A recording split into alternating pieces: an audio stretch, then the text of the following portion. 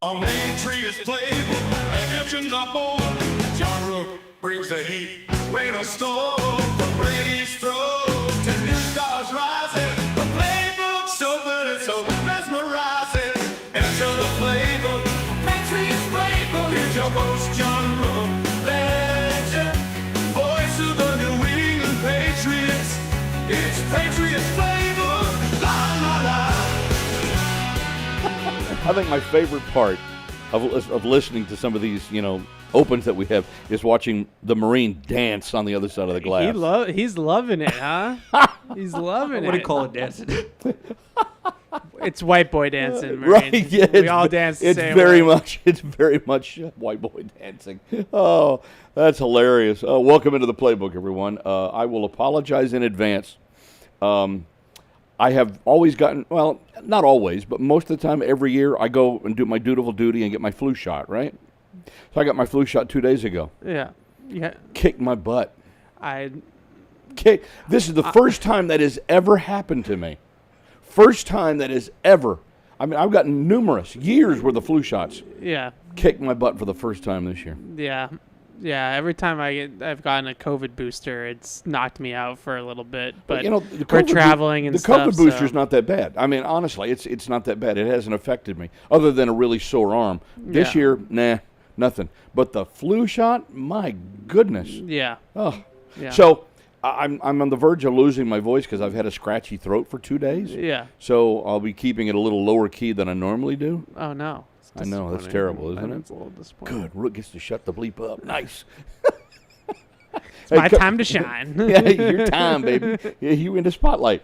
Coming up, in addition to, of course, Mr. Lazar, Teron Davenport from ESPN.com, who covers the Tennessee Titans for ESPN.com. He's going to join us in the show. We'll be joined by Greg Bedard from Boston Sports Journal in the 3 o'clock hour of this program as well. Always loved catching with Greg because I think, he probably knows enough about football and some of the insight to be able to give you some honest, not only opinion, but, commentary and fact surrounding this team right now. Because one of the things we do want to talk about today is, all right, are we beginning to see the light at the end of the tunnel, or is it maybe that light of the oncoming freight train that's coming toward the Patriots? And I think we're kind of at that stage of the season right now. And then very happy to say that a little bit later on in the program, Sarah Marshall, today's her birthday. But Sarah Marshall is the editor from musketfire.com.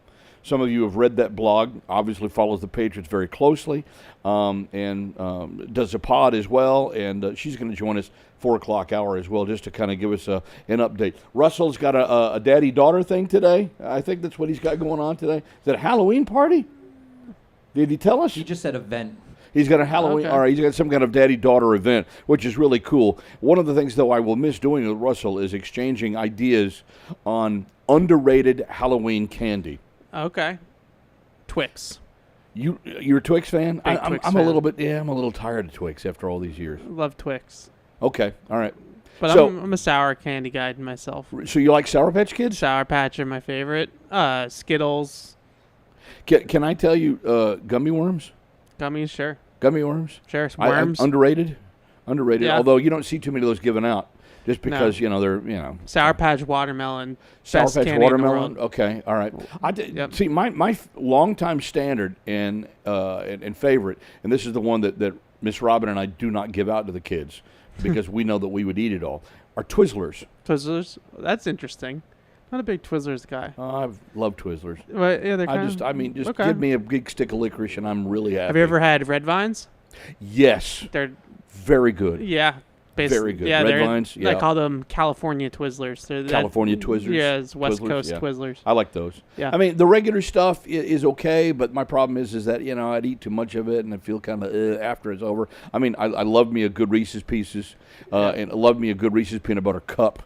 I will eat Milky Way, Three Musketeers. I was a big Kit Kats guy as a kid. Kit Kat. Yeah. See, now I actually prefer Kit Kat over Twix. Yeah, that's fair. I was a big Kit Kat guy as a kid, and when I'd go trick-or-treating, I would just take Kit Kats, yeah. and I'd have like a pile of Yeah. 50 of them by the end of the night. Right. Yeah, totally. Stack them on top of each Good other. stuff. Yeah. Keep it like money. I Make it like I still currency. do that. I'll No, pay I'm you just in kidding. Twix. I'll pay you Yeah. in Kit Kats. Yeah. I like those Yeah. too. Vastly underrated candy bar, and then we'll move on to football. All right. Vastly All right, underrated football. candy bar. Yeah, I know, right? Yeah. Football. Yeah. $100,000. Yeah, those are good.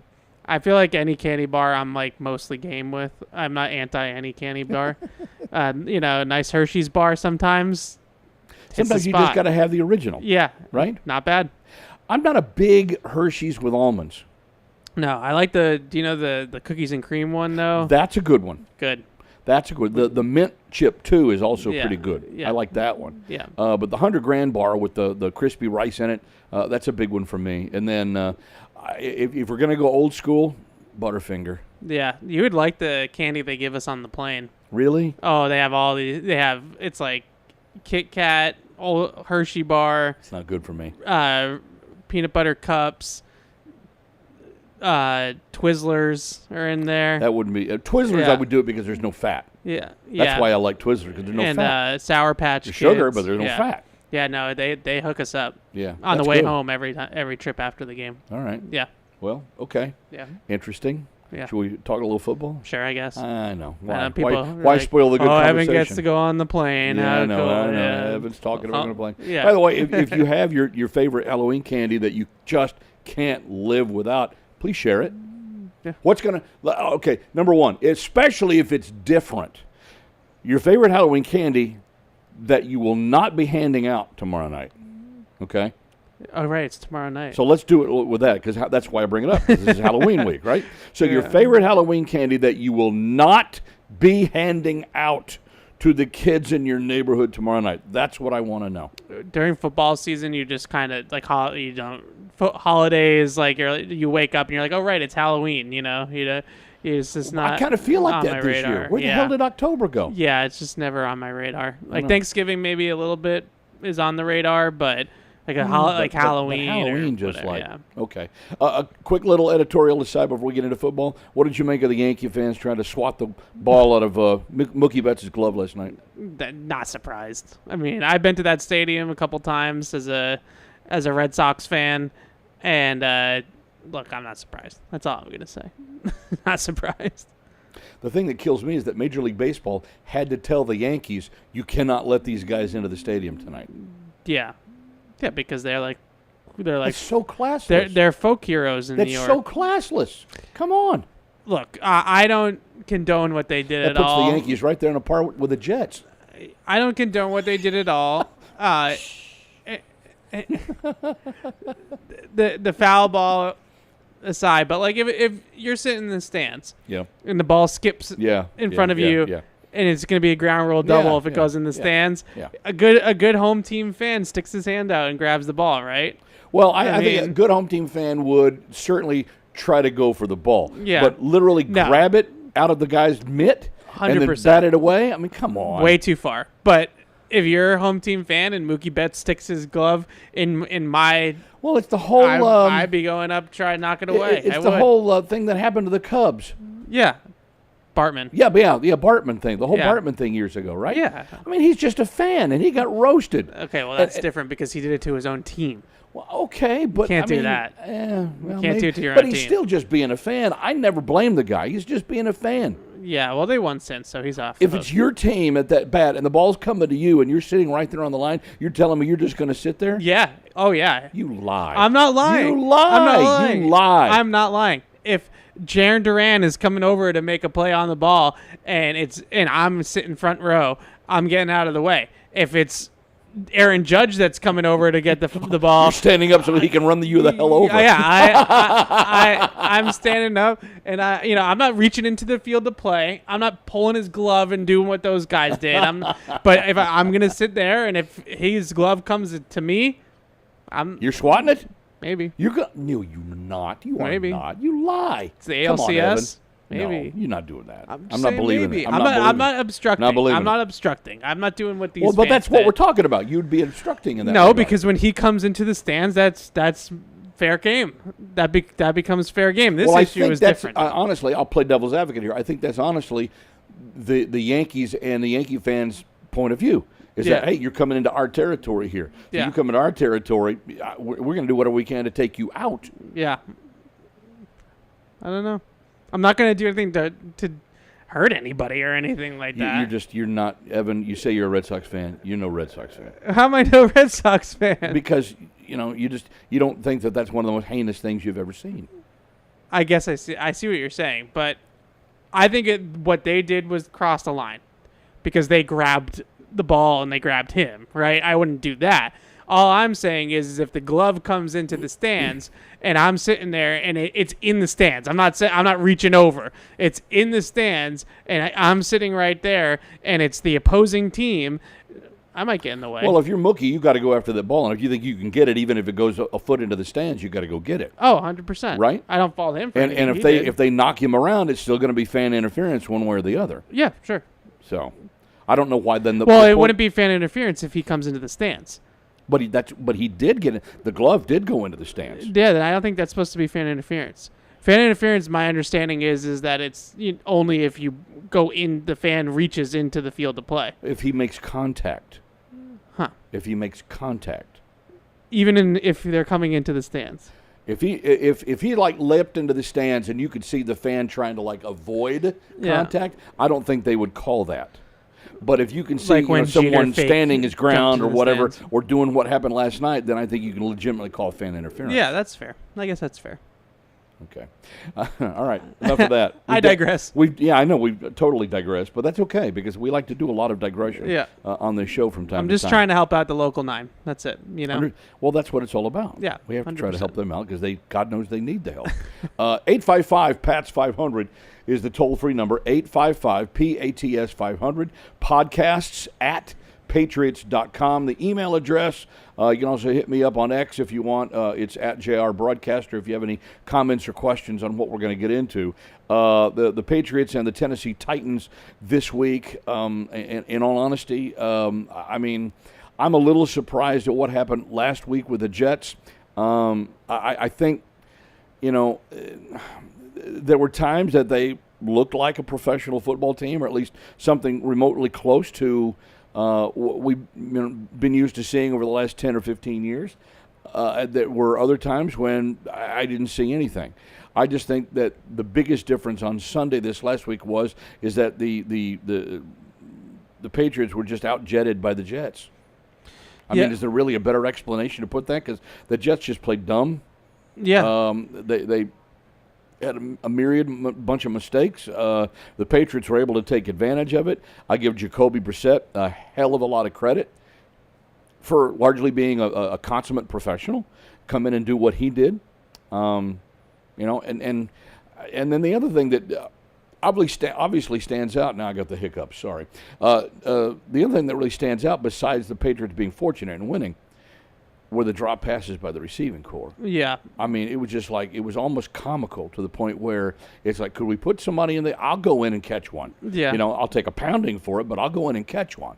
And I'm just like, how do the Patriots put themselves in a position every year where they literally come up with zeros at the wideout positions? It blows me away. Yeah, so just to start, this to me is how the Patriots need to win football games. It's the same conversation we had in week 1 when they played the Bengals. Yeah. It's the same thing, and they weren't totally clean in this game. You mentioned the receivers. I had them with 4 drops as a group in this game.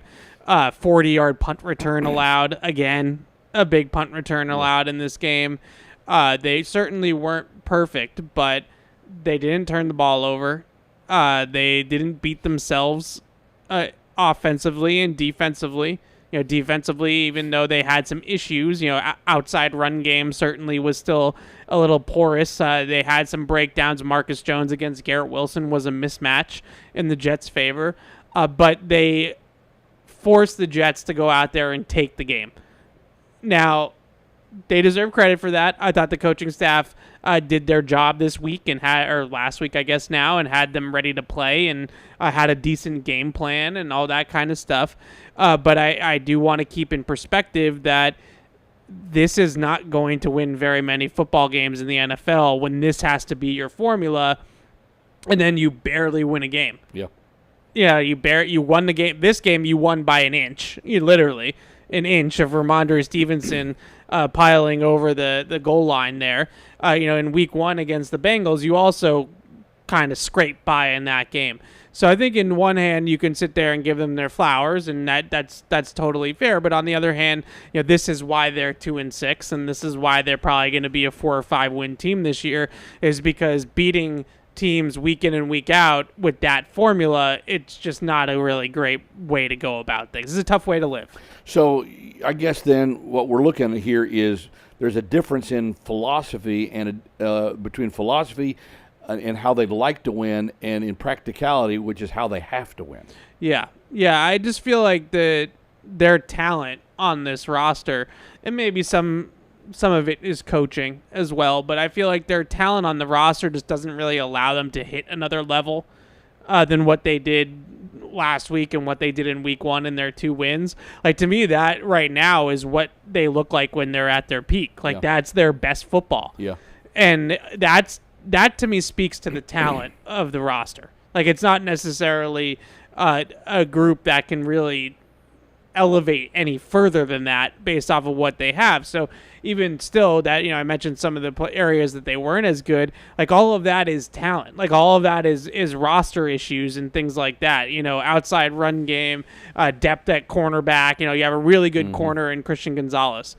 I'm not sure you have anybody else that's a really good corner outside of Gonzalez. So when you play these teams like the Jets that have 2 really good receivers, you can take one out, but you can't take the other guy out. And it didn't beat him on Sunday, so you tip your cap and you say it worked out. This team that they're going to play on Sunday with the Titans. We almost saw that happen. Garrett Wilson was wide open on many occasions. Yeah, and this team they're going to play on Sunday, and we're going to talk about them in a second. With the Titans, they just traded away their other receiver in DeAndre Hopkins, so they're really a one-receiver team. So against a team like this, you put Gonzalez on Calvin Ridley, and you probably have a chance to be pretty good defensively in this game. But in general, I just feel like if that's their peak, if that's the best football that they can play, then I don't think anything has really changed in terms of how many wins they're going to come out with this year. All right. Well, speaking of the Tennessee Titans, Teron Davenport covers the Titans for ESPN, ESPN.com. We're going to take a couple of moments to kind of get his thoughts on his team. And Teron, it's John and Evan here in Foxborough. Thanks for taking a little time today. We appreciate it. Oh, yeah, for sure, man. Appreciate you guys reaching out. Thank you. So, I mean, are these two teams like looking at each other in a mirror and seeing the same on the other side? Yeah, man. It's like that meme, right, where you got the 2 Spider-Mans pointing at each other. It's not pretty right now for either team. And this is a game where, man, it's offensively, it's going to be interesting to watch. I'll say that much, because these are 2 of the worst offensive teams in the league. All right. So, I mean, I have to admit, I was reading the mailbag on the Titans website earlier today, and I got a particular kick out of one of the first letters that was in there, and it said basically, clearly the Titans need a quarterback and O-line help. And I'm like, stop me. I think I've heard this one before. So, literally, it's like these two teams have a lot of the same issues. Where would you put the Titans, quote-unquote, rebuild at this stage of this season? Behind schedule, ahead of schedule, or what schedule? No, I think it's behind schedule, leaning more towards what schedule, because this is a team that went out and they spent a lot of money. They brought in players like Calvin Ridley, L'Jarius Sneed, Lloyd Cushenberry, Chidobe Awuzie. They brought in these guys with the understanding that they were going to compete now, and that hasn't exactly happened. And you see them selling off a couple guys, to accumulate draft picks. They only had 5. Now they have 8, and I think that's more or less been the approach. But Brian Callahan has remained steady that it's not a pivot or anything like that. His goal, his focus is still on winning, and obviously they have to have an eye on the future in the front office. But he is in no way changed as far as what the goal is, and that's to win football games. All right. Well, so let's start at least with the quarterback. Is it back to Will Levis this week? Yeah, that's the interesting part of it. So we got to see them today, and Levis hasn't thrown at all in the last couple of weeks. And, they want to get him to be able to throw in back-to-back weeks, so that way back-to-back days, so they can see how he feels off of that. So for right now, it's kind of on hold. Mason Rudolph obviously had to start last week. The offense moves with him, but, just like with Levis, you had the same bad mistakes. So we'll see. That's something that's more going to be answered on Friday. But as they continue to move away from the time when he initially had the AC sprain on his right shoulder, that's going to help them. Okay. And, as long as we're talking about it here a little bit, how is the fluctuation on the offensive line affecting the quarterback play to this point? You know what? Honestly, it led to an interception last week by Mason Rudolph, an early one. But for the most part, the line has more or less settled in. And the lone part where there's a question is at right tackle. Dylan Radin, the right guard, has really settled in, and he's played some solid football, especially run blocking. J.C. Latham, the left tackle, has really solidified that position. So overall, the O-line over the last 2 to 3 weeks has done a solid job. How do you feel about the coaching thus far? How the new staff, new people coming in. The Patriots obviously have gone through the very same thing this year. What's your perspective on how the coaches have started to adapt and learn about their personnel, and what do you feel like are their strengths versus their weaknesses? Yeah, that's a good question, because Brian Callahan, he spoke today about how you don't really know a quarterback until you play with him in actual games. And he's not talking about preseason, he's talking about actual games. So there's some things that they've learned about Will Levis, from the hero ball perspective and just the always wanting to push the ball down the field perspective. They're seeing it firsthand. But, Yep. I think overall what he's learned about this team is the guys are resilient. Calvin Ridley especially is a guy that really pleased Brian Callahan by seeing him last week, 7 a.m. He's out there on the field on the jugs machine catching 200 footballs. That's something that really stood out to Callahan, and he talked about that. So you do have that. And I think the main thing that he's learning is just like how these guys respond to adversity. And that's really when you see somebody's true colors. So it's good to encounter that early. So now he knows full hand like what type of troops he has that he'll need to rally and work with. I have to admit that I think the most favorite thing that I've seen, and I guess I've watched bits and pieces of, 2 or 3 of the games thus far for the Titans. The best thing that I like about this Tennessee team is when you wear the old Oilers uniforms. Yeah. No, those, and you know what? Some of the best moments the last couple of years have come in there. Will Levis, he had the 4 touchdown pass debut. So yeah, man. No doubt about it. And those are sweet. They're a classic. I have to say, they're a classic. Why is it that we like all of the classics? I mean, because everybody goes nuts here when the Patriots put Pat Patriot back on their helmet and they wear the red jerseys, and of course, they wear the Love You Blue helmets and the white oil derrick on it from the Houston Oilers days, and the old Jets uniforms that we've seen them. Yeah. Those throwbacks. Even the Dolphins have done it. The Bills have done it. Why do we have such an affinity for throwbacks? Yeah, man, I ain't gonna lie though. I love seeing I see those old Pats jerseys, and I think of Steve Grogan and Irvin Fryer, John Hanna. I think of those. It's just there's something about you look at sneakers, right? The Jordans, the retros. That's all I wear, and it's just something about not wanting to let go of the past, and I think that might be it. Cause you even have the creamsicle uniforms that the Bucks wear. There's different ones. The Charger baby blues, there's 1,000,001 different jerseys. I love them all though. The Charger throwbacks are sweet.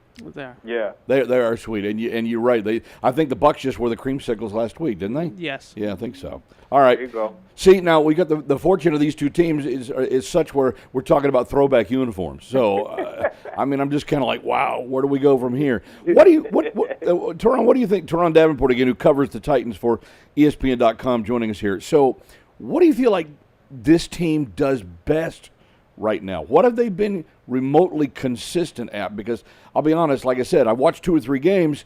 I'm not sure I could put my finger on any one thing. They run the football pretty well. Okay. It's still not top of the league or top half of the league. I think they're around 17th at 119 yards rushing per game. So if anything, it's that, and it goes back to Dylan Radin. They have a pin and pull that they put together. Dylan Radin's pulls and J.C. Latham pins that edge, and Radins comes around. And if you're there at the end of the line, man, watch out, because that's dumpster truck coming to roll you over, and they run well off of that. So Right. I would say, if anything, that they're solid defensively. They don't typically give up too many explosive plays.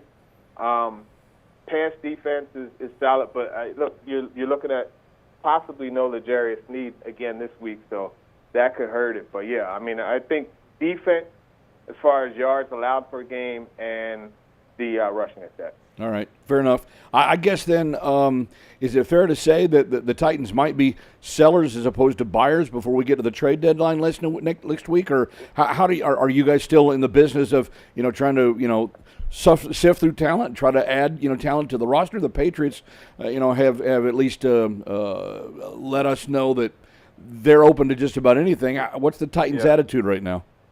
Yeah, I don't think they'll be sellers in the next week or so. They more or less got rid of a couple guys who are on end of the year, salaries. Like their deal was done after this year, so they got some draft picks. That really was the main thing, was getting some picks. So, long story short, no, I don't think so. Arden Key possibly. If there's a team like the Lions, he just had 2 sacks against them. Yeah. So maybe the Lions make a move with Aiden Hutchinson, unfortunately having his injury and being out for the year. So maybe that, but I don't really see them doing anything. Teron, I just had 2 questions for you. Obviously, Calvin Ridley, almost a Patriot, in the offseason, and that was a big topic of conversation. Has gotten off to a little bit of a slow start, but had the big game last week. Do you think that's been quarterback play, or do you think Ridley hasn't come as advertised? No, it's a combination of the two, and Ridley will tell you that. He'll tell you, about a couple drops he's had, but I'll tell you another thing, though. He's been open. Like, it's not for scheme. Brian Callahan, Nick Holtz, their scheme, he's getting open, but it just doesn't always happen to where he gets the football. And that's something, from Will Levis and Mason Rudolph together. They got to get him involved early, and if you saw last week, I mean, he had 100 yards receiving in the first half, right? First quarter, excuse me. And so when you look at that, they got him the football in that second series, and he had a couple really nice catches, and I think that's really the main thing. Calvin Ridley is a very emotional player. And when you have those receivers like him, like Steve Smith, like T.O., Ocho Cinco, like those different, most receivers, period, you got to get Jerry Rice even. Like, you got to get them involved early, and not to necessarily get them to check in, but to get them in the flow of the game and feeling it. And that's oftentimes where you get the best production from them. So the Titans did that last week. He had a career-high 10 receptions, 15 targets. So I think that's something they're going to look to continue to do, and especially with DeAndre Hopkins not being there, there's more targets for him. So it's going to be a matchup of zeros, right? Christian Gonzalez traveling with Ridley. Yeah, it's funny because you mentioned Hopkins too. So the Patriots are in competition with the Titans for both those guys. Yeah. And they both picked Tennessee. So what is it like? Why did he pick Tennessee over the Patriots? Better barbecue. I'm going to tell you. Better barbecue. I'm going to be honest with you. Rand Carthon, say what you want about him. A lot of the fans, they talk a lot of trash, but he's a hidden weapon, And you talk about a guy that can relate to players so much. You take Ridley, for example. Rand got on the phone with him, and 10 minutes later, Ridley's like, oh, you know what, I'm not going to take this Jaguars deal. I'm going to take the Titans deal. And I think it's just because of the relationship building that he has. I mean, this is the guy that the 49ers sent to, go get Deebo Samuel to come off of his trade demands. Like, that's what Rand Carthon does. So I think that's really the main thing, just being able to relate to players, understand, like they see themselves in him. So I think that's a big thing. And just from talking to the players, that's every free agent, they said, hey, look, man, I'm here because, like, I really believe in Rand. So. Yeah, that's great stuff. And just one more, too, just on the defensive side of the ball. Their defensive coordinator down there, Denard Wilson, they run a pretty exotic scheme, it looks like. They do a lot of different things. Just what are your impressions of him and what they've been doing defensively? Yeah, I like what he's done. You mentioned exotic, like you get the manufactured pressures, right? And they're dropping D tackles back, they're dropping outside linebackers back in the lane that they think the quarterback is going to go to when he sees pressure. So that's been good. I think just the motivation for the players, being able to get them to play even when they're getting their brains beat in, and that's something that that stands out. Denard Wilson is a very good coach. He has this team ready to go. They just have to find a way to get more impactful plays on the quarterback and turnovers and get that situation fixed. Yeah, last week 52 points, the 50 burger to the Lions. I mean, that's tough. What, it is 86 now in the last 2 weeks that the Titans have allowed defensively? Well, I will say this. There was a punt return for a touchdown. There was a kickoff return that was 70-plus yards. Look, Jared Goff had 85 yards passing. Collectively, they had 216 yards of offense. So it wasn't like they were moving up and down the field. It was a more situation where you got uncomplimentary football. You know, the offense and special teams didn't help out. Right. Gotcha. All right, and so I guess then the bottom line for the obvious here, on offense, Levis likely back, and also Spears likely back. Correct? Spears, he'll be back. Levis is questionable. It's not. It's really going to come down to how does he feel after throwing twice. And I think, like I said, that decision probably Friday is going to come. Is this a get well win for the Titans? Is this how they look at it? Listen. A team like the Titans can't take any team for granted. You have to look at every single matchup like as if. That I believe, because I think the Patriots are going through the same thing right now. Hey, Teron, thank you so much for spending a few minutes with us today. Thanks, really Teron. Appreciate it. Yes, sir. Yep. That's Teron Davenport, who covers the Titans for ESPN and ESPN.com. I have his X handle if you want it. It is at T_Davenport. I think I follow him already. Okay, you're on him. Okay. Oh, yeah. You're on him. All Good right. reporter, yeah. Well, that's good. Good Yeah, stuff. which is always good. And one of the things I know that, when I managed to go back and forth with fans from time to time is that they like it when we, jump into, some of the outlook from the other teams. And so when we look at the Titans, I mean, honestly, I think we're looking at almost a mirror image, as I suggested off the start of the interview, of what the Patriots have offering. I don't know yet really who has the advantage with upside right now. Yeah. I think both teams, because you've got you got brand new staffs on both sides, they're trying to work their way through this. Yeah, it's interesting. Teron did a great job of explaining some of it because as much as you could say record-wise they're in similar spots, they're also in different spots because of how the last, let's call it 8 months have unfolded. I mean, the Titans went out and spent like crazy in the offseason. They bring in Ridley, Wouzier, Cushenberry, Tony Pollard from Dallas. They make the L'Jarius Sneed trade. Mm-hmm. They do all these different things that the Patriots didn't really do this offseason. They tried, but, in some respects, like obviously with Ridley, but they weren't able to pull it off. And then the biggest difference from a Patriot, if you want to be pro-Patriots, is I feel like you feel a lot better about Drake May than you do about Will Levis, right, moving forward. So feels like the Titans have a better roster, just top to bottom, and some more star power from those big splash moves. But the Patriots might have the better young quarterback. So they're different and they're similar at the same time. But it's an interesting point that he brought up about Rand Carthen, because you don't necessarily hear that a ton at the NFL level about, a great recruiter of talent. Like that's usually a college football thing that you hear about with those big programs recruiting guys.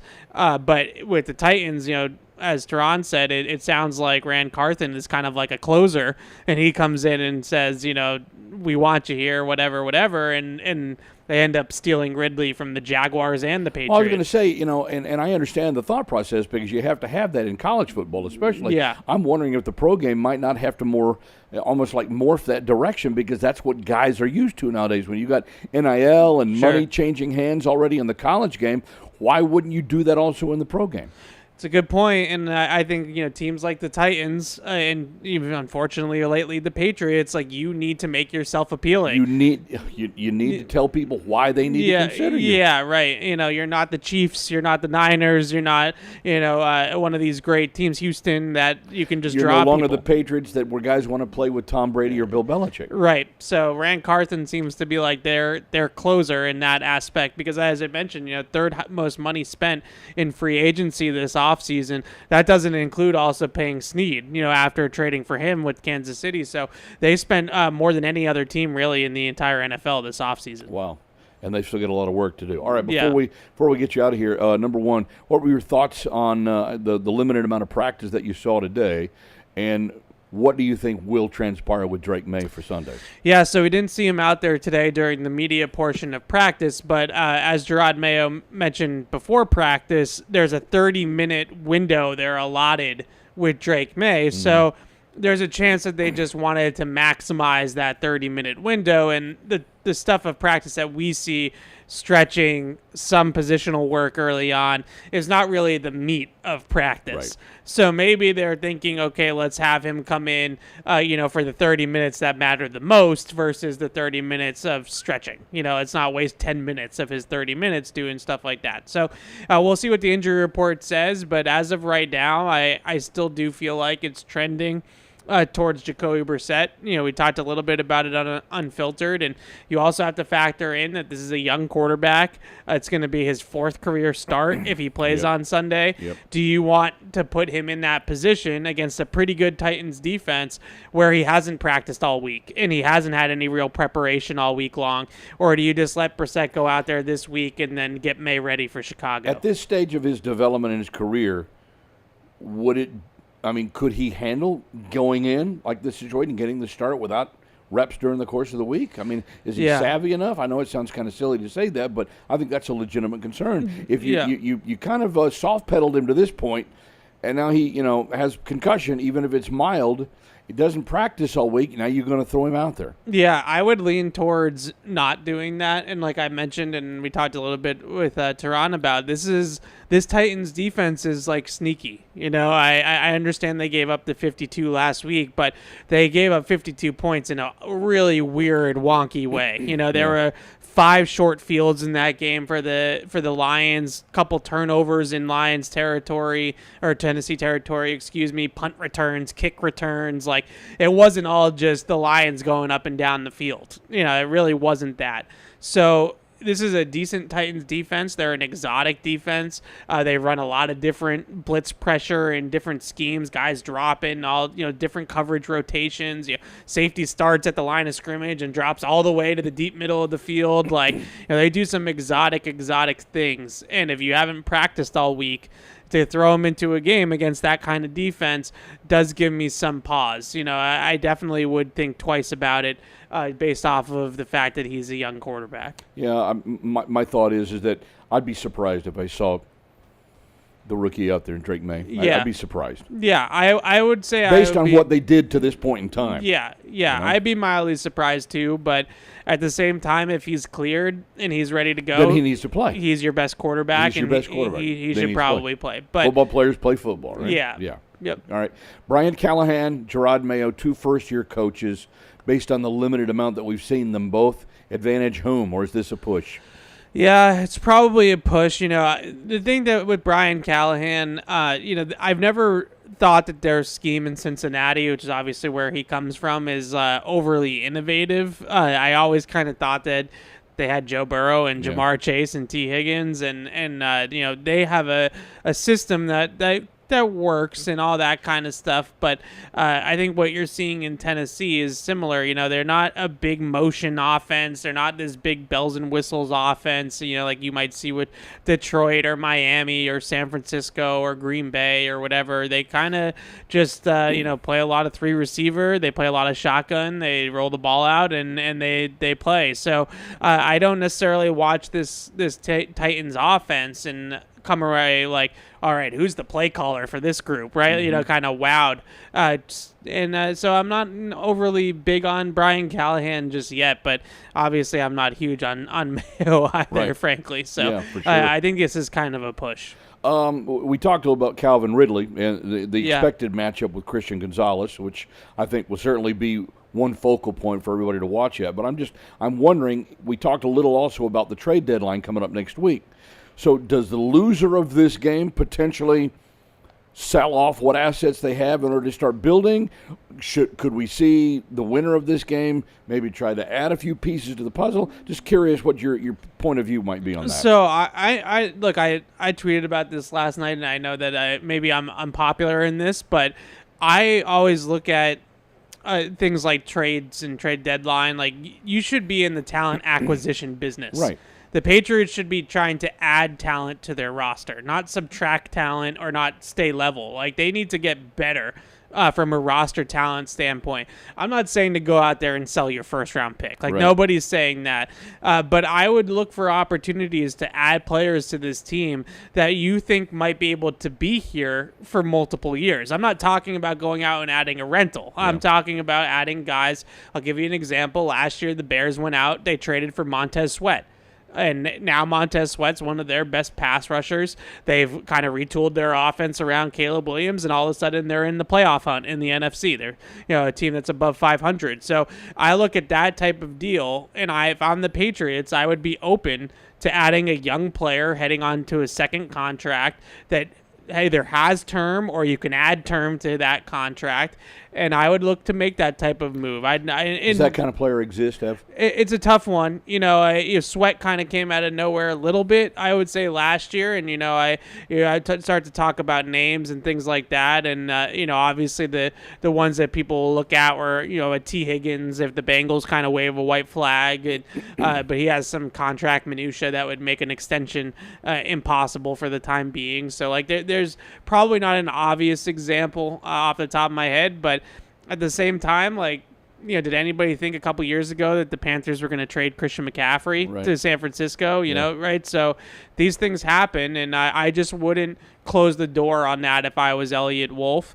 I also think there's an element, too, of some of the veteran players, not all of them, but some of the veteran players whose names I've heard out there from the Patriots. I'll give you one, Jonathan Jones, who, a contender could definitely use Jonathan Jones. Yeah. But he's kind of like a Gerard Mayo circle the wagons kind of guy. And so when you already have some issues with the locker room from what we've heard from the wide receivers and things like that, and the soft comments, and like you're putting a lot of stress on some of those veteran leaders in that room to kind of circle the wagons and get Mayo's message across and get guys on board with the program. And if you start trading away those types of players, Jonathan Jones, Dietrich Wise, Devon Godshaw, Hunter Henry, like those types of guys, and I do worry about, okay, who are the leaders now on this team if you start doing that type of stuff? We talked even a little bit last week about potential leaders that could step into the breach for this team because they need that. Yeah. And so if you're taking the few guys that we've already identified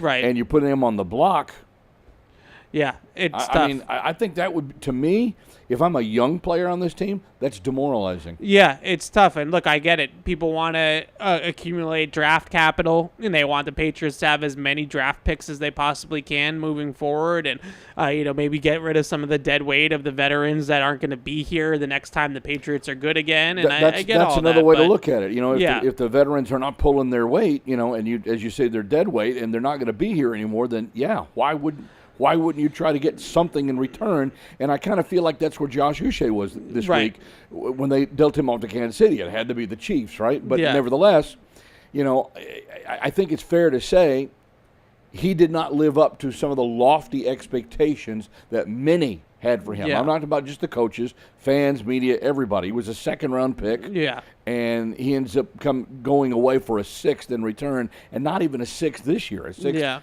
next year. Yeah. So while I personally believe they might have been able to hold out for more, I can understand why they made the move, because they wanted to make sure they got something in return for the asset. Yeah, and they're going to go out and spend money. I heard Bill Belichick, our old friend, say that, they were going to get a comp pick. Well, probably not, because they're going to go out and spend $150 million in free agency next offseason. That's going to offset a Josh Uche comp pick, right? Yeah, so you have to think about those types of things too, that if you are planning on going to spend a bunch of money next offseason in free agency, then some of these guys that are on expirings that might walk next offseason, you're not recouping anything from those assets because you're going to try to go pay people, right? So that's an element or a factor of it too. But that's a good example, and the Titans to me are a cautionary tale a little bit. And look, I'm as guilty as anybody of getting all jazzed up about the offseason and the splashes that happened during free agency. We all do it. We're all guilty of it. Yeah, we all do. But at the same time, like I just listed off all the players that the Titans have added in the last year and a half or so. I told you that the Patriots signed Calvin Ridley, traded for L'Jarius Sneed, signed a big-ticket offensive lineman, signed DeAndre Hopkins, signed a good running back in Tony Pollard, we'd all be thrilled. We'd be like, all right, here we go. This team's ready to go. They're 1-6. Tennessee did, and they're 1-6. Yeah. And now they don't have a quarterback, so that might be the difference. But at the same time, they did everything that we were all clamoring for the Patriots to do last offseason, and it got them nowhere. Yep. All right, so I guess the final one I have for you is the Titans actually score more points per game than the Patriots if you go by the average. I think they're at 17. Yeah. Patriots are about 15.5 or whatever. Yeah. First 1 to 20 wins. Yeah, honestly, I writing about this game for my game preview, I really do feel like this is a good opportunity for the Patriots defense. Yeah. I thought they had some better film last week. I mentioned the outside run game was a little bit of an issue, but interior run defense much better. Pass defense had its moments, certainly against Aaron Rodgers, and got off the field decently well on third down. Some red zone stops, thrown in there too. So I thought they did make some strides, and that's a much, much better, even in this current state of the Jets offense, that's a much better Jets offense than what they're going to face on Sunday with the Titans. So I would be disappointed if the Patriots defense doesn't have a nice day against this Titans offense. I don't know if they're going to win the game. Even with some of the problems they've had up the middle, because it seems to me that might be where Tennessee's emphasis is trying to run that ball right up the Patriots' gut. Yeah, I think that they corrected some of those things last week. The Patriots defense did. The runs to the outside, like I keep saying, is still a concern. Breece Hall was really averaging over 6 yards a carry on runs outside the tackles. Those tosses and some of the stretch runs that they did early on in the game were an issue. But it seemed like they were able to fix that as the game wore on, and they shored up some things in the run defense. So if they have the same performance from the run defense this week as they had last week, and you put 0 on 0, you put Gonzalez on Ridley and try to take Ridley out that way, then I don't really see Mason Rudolph, if it's Rudolph or Will Levis. Yeah. I don't really see who else he's going to throw to that's going to hurt you. They don't really have very much else outside of the run game and Ridley. So I like that matchup for the Patriots and think they should be okay defensively. We'll see about the offense. One other quick guy I wanted to ask you about, Alex Austin returned to practice today. So that means his clock now is ticking, coming off of IR. Do you expect him to be ready anytime soon? I hope so. Look, I'm been a little bit disappointed, I would say, from Alex Austin when he was playing earlier in the season, because this is a guy that played pretty well down the stretch last year for the Patriots at the end of 23 and then came in and looked pretty good in the spring, I thought, in OTAs and mini camp and even the beginning of training camp. And then they put the pads on in training camp, and it just kind of went downhill from there. Yeah. And even at the beginning of the year, I know he had the injury, but he really wasn't playing all that well at the beginning of the year. And right now, Marco Wilson has really stepped up in that role as that bigger outside guy, but it still doesn't feel like they have a true answer opposite Christian Gonzalez on the outside. Like Marcus Jones and Jonathan Jones are really good slot corners when they play inside, but whenever either one of those guys is asked to play on the outside, last week it was Marcus Jones against Garrett Wilson. In the past, it's been Jonathan Jones, against Jawan Jennings or Ayuk or whatever in San Francisco, thinking of that. Or, the matchups, against Tank Dell in Houston. That was a tough game for Jonathan Jones. So love Jonathan Jones, great Patriot, very good player for them for years. But I do think that outside cornerback spot is something that teams have picked on, the opposite side of Gonzalez. So can it be Alex Austin? I mean, I don't have high hopes, but if he can get back to where he was at the end of last year, then maybe. Any truth to the rumor that Patriots receivers went out and contracted a new glove company so they might hold on to a football or two next week? Oh, man. So, look, watching back at the drops, the one sort of, I guess, excuse I'll make for them, some of them I did not chart as drops because they were highly contested plays. I understand that, but I would tell you, if you're a professional football player, if you can get your hands on the ball, you got to catch it. So I guess I don't fully subscribe to that because I think there's different variables of getting your hands on the ball. So I had them with 4 drops. I'm not saying that they didn't drop passes. Like I had them with 4 drops. I had Booty with 2. Didn't they officially have 5? Well, I had them with 4. Okay. I don't know what officially they had, but I believe officially was 5. So Booty had the drop, and Bourne had the drop basically on the same route, like a dig, backside dig cut coming into the middle of the field. And frankly, like I'm not in their heads, and I'm not trying to throw shade, but it seemed to me like they were hearing the footsteps a little bit of the safety coming over, and dropped the ball. Flat out dropped it, and Tyquan Thornton flat out dropped the ball on a throw to Drake from Drake May. So those drops were costly, but I don't treat every single. Oh, he got it one hand. Pop Douglas came across the field late in the game and got one hand on a throw that was wide by Jacoby. Like I don't count that as a drop. Like he's not going to catch that. We sit here. They win a game. And we sit here and talk really about nothing but the negatives, which I think is our penchant here. What did you like that they did this last week that you feel like could be a carryover type of performance and maybe help them win a couple of more games before this year's over? Yeah, look, I liked the ending. Everybody liked the ending. Yes, they showed toughness. They showed guts. Yeah, they showed resilience. All that honestly, cliche stuff. The best thing I could say about Jacoby Brissett, professionalism. Yeah. I was almost like proud of him. Yeah. Like a father proud of his son. Yeah. I was proud of him because he's taken a lot of abuse. He's taken a lot of physical abuse as well.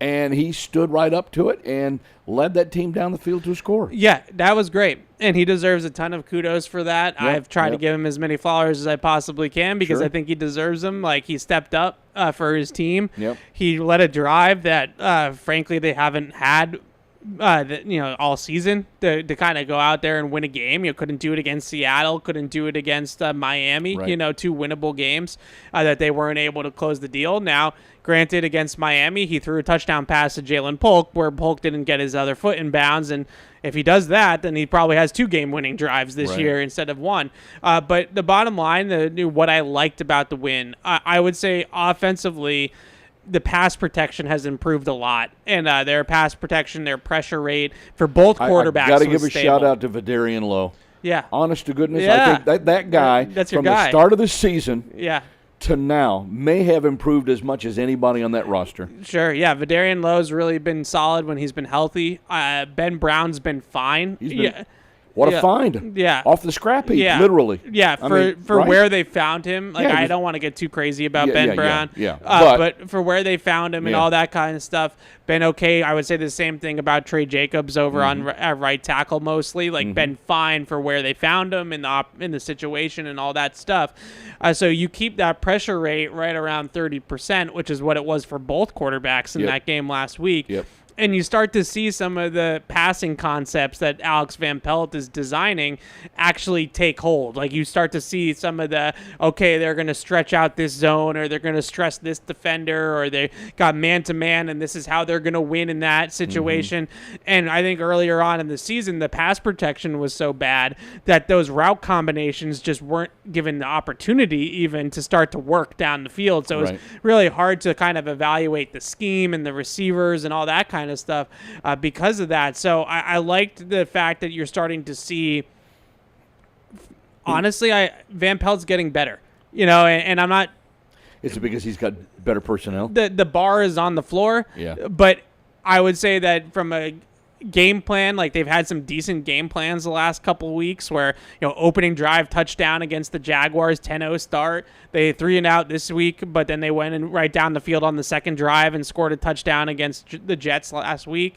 So, like, they have some better starts. They have some better game plans and scripts. And what I want to see is better adjustments in game. Yeah. And I think I saw a few last week. Yeah. Which surprised me. Yeah, you see some of the stuff that Van Pelt is doing, just even some of the minutia stuff like timing up play calls to coverages and tendencies and third down. Like, what do they do on third down? Like, how do we beat what they do, and what are our answers for the quarterbacks? Like, it seems like that type of stuff is starting to come along a little bit. I'm sure the pass protection helps a lot. They've settled that down, so they've given them guys that opportunity. And then just quickly on the defensive side of the ball, that is how the Patriots need to play defense. They need to play more man-to-man. They need to simplify their front mechanics, and they need to just play basic Patriots football on the defensive side because they don't have the experience, the talent to start spinning the dial and doing all this creative stuff. Crazy stunts, crazy blitzes, things right. like that. No, they need to be basic. Yeah, so just go out there. You know, you have Gonzalez, who's a great corner. Yep. Put him on the matchup that you think is most important.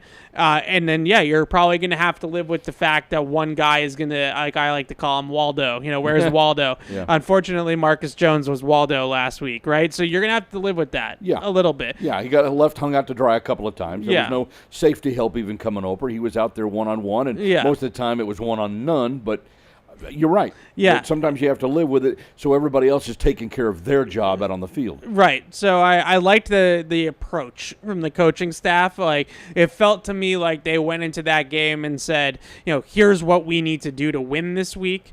And they were able to actually accomplish those goals that they set forth at the beginning of the week. So that's a step in the right direction because, frankly, against some of the other games that they've played this year, I'm not really necessarily sure that they had either a plan at all or a good plan. Like, I've been on Gerard Mayo a lot for that. Like, put together 3 things that you need to do this week to win this game. And not just like don't turn the ball over. Like every week you don't want to turn the ball over. Right. I'm talking about what are your 3 keys to victory. We can't let this guy take over the game. We can't let this receiver beat us. We can't let this happen, that happen, whatever. Like that's what Bill Belichick was so good at.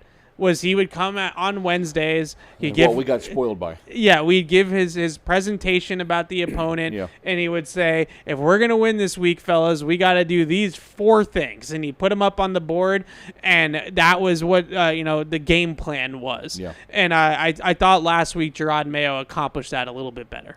This team is this close to being 4-4. They're also this close to being 0-8. Yeah. Yeah. Yeah, look, they don't have a lot, especially on the offense, but in general, they don't have a lot of, like, elevators, right? Like where, if it's not all buttoned up schematically and fundamentals and penalties and all that kind of stuff, they don't have a lot of talent elevators, like guys that are just going to go out there and carry them to victories. Right. You hope the quarterback is one, right? Like that's the one caveat I always put out there is that you hope that Drake May is going to be that. We've seen flashes of that. 17-yard touchdown run, there's nobody open.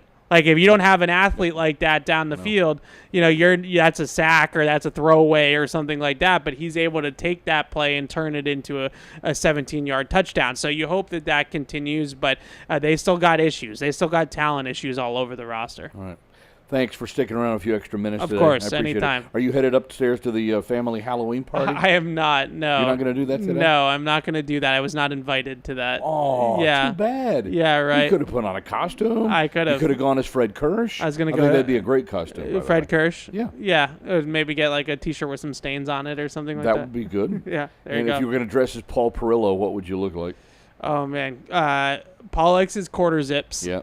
Jeans and quarter zip. Right. Yep. Little extra padding in the middle. And a Miller Lite in hand. I like that. That works. Yeah. Thanks, buddy. Appreciate Anytime. you. Say hi to Thank Greg you. for me. Absolutely. Will do. Evan Lazar, the one and only, right here on Patriots.com.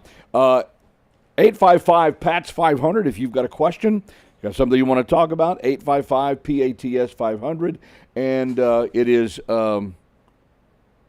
what the hell is it? Oh, podcasts at Patriots.com. Patriot fans, if you want to see Toyota's best offers, including those not seen on TV, go to buyatoyota.com. It's Toyota's official website for deals from the official vehicle of the New England Patriots, Toyota. Let's go places. And brought to you by Bud Light. Easy to drink, easy to enjoy. Bud Light is the official beer sponsor of the New England Patriots. So, Greg Bedard from Boston Sports Journal going to join us here in a few minutes. I got to admit, Evan is a great resource, and Evan also, by the way, Marine, left his phone here, so he'll be back. He did this last week. Are you going to come rescue him now? Right? Hey, Evan. Don't. I wanted him to come back again for second week in a row. See how many weeks in a row we could, work this thing out, right? It's never not good when you win a game, okay? It's never not good when you win. And yet, the first thing I heard from a couple of fans coming out of the booth here at Gillette last Sunday was, well, there goes the first-round draft pick.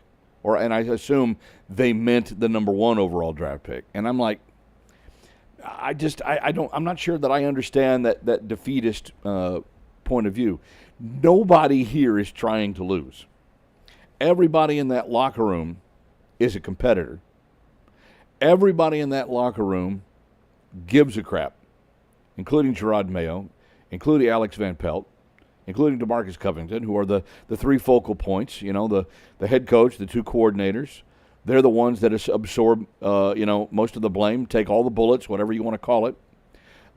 Jacoby Brissett certainly has been the main target of strife, if you will, on offense, through really no fault of his own. This is why they went out and got him, folks. This is why they went out and picked up Jacoby, because at the time, they didn't feel like, whether it was Drake May or whomever, and it was likely going to be Drake May before the draft, as we know, they didn't feel like at the time that whoever they took might be ready, and they wanted to protect themselves. And as it turns out, I think largely that was the case. They weren't sure that they was ready. They went on their own timetable. I give them credit. There are a lot of us that didn't agree with that timetable. You, me, several other people that didn't agree with that timetable. If you're going to, draft a guy 3rd, you need to see what he's got, and not waste an entire year of controllable contract. But for whatever reason, they've moved on from that. We don't really have that to worry about now. The question is, can you keep him healthy? Can you build up around him? Can you provide more protection? And we're seeing, after last week, we're seeing a little better coverage. We're seeing some better blocking. We're seeing some better decision-making. So it tells me that some of this is beginning to catch on a little bit. Now, whether or not it catches on fast enough for my liking, your liking, Mr. Kraft's liking, Greg Bedard's liking, I don't know. And really, we don't know the answer to that question. But it's slow progress. And I've always said, that winning a game, no matter what the sport is better than a poke in the eye with a sharp stick, for lack of a better, anomaly.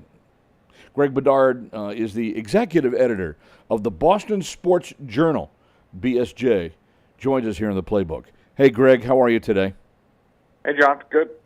So what's your overall take on this 2-6 team, that we're a couple inches away from this team being 4-4, and also a couple inches away from this team being 0-8? Where do you put them in terms of their progress now as we hit the halfway point of the season? I need to see it again. I think that the first 2 weeks obviously were good. That's what, they were competitive. They beat the Bengals. Seahawks game went down to the last minute. Yeah, it's a game they probably should have had, but it is a new outfit, new coaches. Okay, so fine. You give them one. And then the next, the next 4 games in a row were just abysmal. I mean, they were non-competitive in the fourth quarter. There wasn't any signs of progress. I mean, even a quarterback switch, they got better quarterback play out of the position, and they're losing by even more points.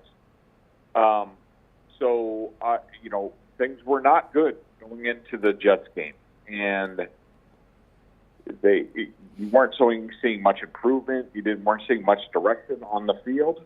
But in this Jets game, everything sort of shifted. Now, look, some of it had to do with the Jets, the opponent, who is probably a bigger mess and a worse coach team than you guys are at this point.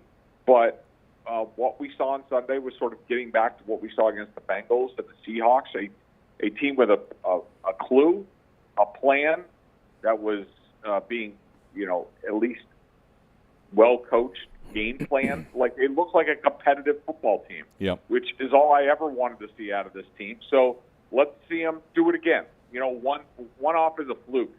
Now it's time. It's the middle of the season. You have a new coaching staff, a new regime. Like, things need to start to take hold at this point, and things need to start pointing up. I'm not saying they need to win, very many games down the stretch. They just should be, there in the fourth quarter. And if they lose out because of a lack of talent, so be it. But be there at the end of the fourth quarter, which they hadn't been the previous 4 games. Well, I have to admit, I was surprised by the win. I didn't think that there was a chance. I'm one of these guys that, I have to, I guess I'm from the state of Missouri, even though I'm not really, but you got to show me before I can believe something will happen. But what they showed at the end of the game, to me, was worth better than really almost its weight in gold. The grinding out and the drive that was led down the field and scoring with 22 seconds left, which was damn near almost too much time. There was better clock management. There was better control. There was better confidence. There was better execution. It looked like for the first time maybe this year, to these eyes, it looked like a pro football team out there. Yeah, probably since the Bengals game. Yeah. Which is really, how they finished off that game and how they went into it, and how they, were consistent throughout. But, yes, I mean, I even think if they played a more talented team than, a better team, right, the Jets, right, because the Jets are just in disarray.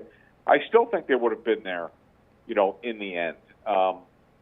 Certainly coming off of the Jaguars game, which was disappointed, sure, nothing leading, then get outscored 35-6 by that team was, a huge disappointment. So, and I do think, I mean, if 2 fourth-quarter scoring drives by Jacoby Brissett, I mean, now you look back on it, and you're just like, well, if Jalen Polk got his second foot down, we've been talking about Jacoby Brissett leading 2 fourth-quarter comebacks along with the Cincinnati game, and and things don't look so bad. So, definitely.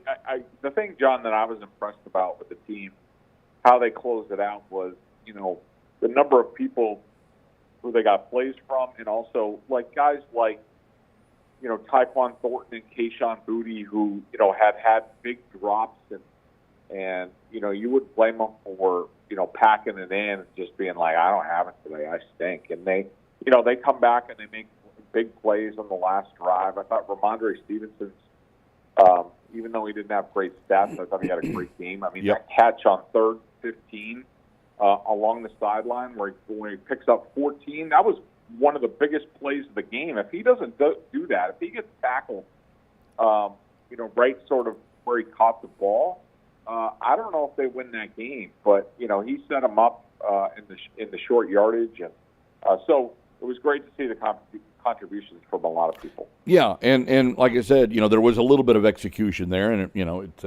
but at least it wasn't the kind of execution that John McKay made famous. What do you feel about your team's execution? He said, "I'll be in favor for it." Right. So here's a team that at 1-6 in Tennessee, you have that ahead this week. And then you'll play Chicago. Then you have the Rams. You get Miami again. You got an Indianapolis team that is 4-4 right now, but may be in some disarray with the quarterback decision that they're having to make. Arizona, and then Buffalo twice sandwiched in between or around a Chargers game. I mean, how many games can this team win realistically? Considering that most everybody else left on the schedule, with the exception of Buffalo, is fair to middling right now. Yeah, John, I don't really look at it that way. I mean, I just, where they are in a new head coach, new coaching staff, like I'm just looking for progress and, and being competitive in these games. And there are a lot of games on that schedule where they should be competitive. I mean, just like, Jacksonville and the Miami game, they were competitive, but that was a game they should have won. I mean, Tyler Huntley at quarterback, the Dolphins were reeling. So those are the disappointments, but I just want to see them. I want to see the coaches be able to get these guys to play competitively for all four quarters, and then If they could pull it out in the end, great. If they don't have enough talent to do it when all is said and done, okay, we all understand. But the signs of a good team and a coaching staff is making progress is a team that's not getting blown out, and do win some games down the stretch. You look back at what was that? Under Parcells. With Drew Bledsoe, yeah.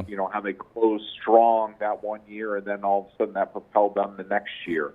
I was looking back a lot of Dan Campbell's first year in Detroit, and they started 0-10-1. Yeah.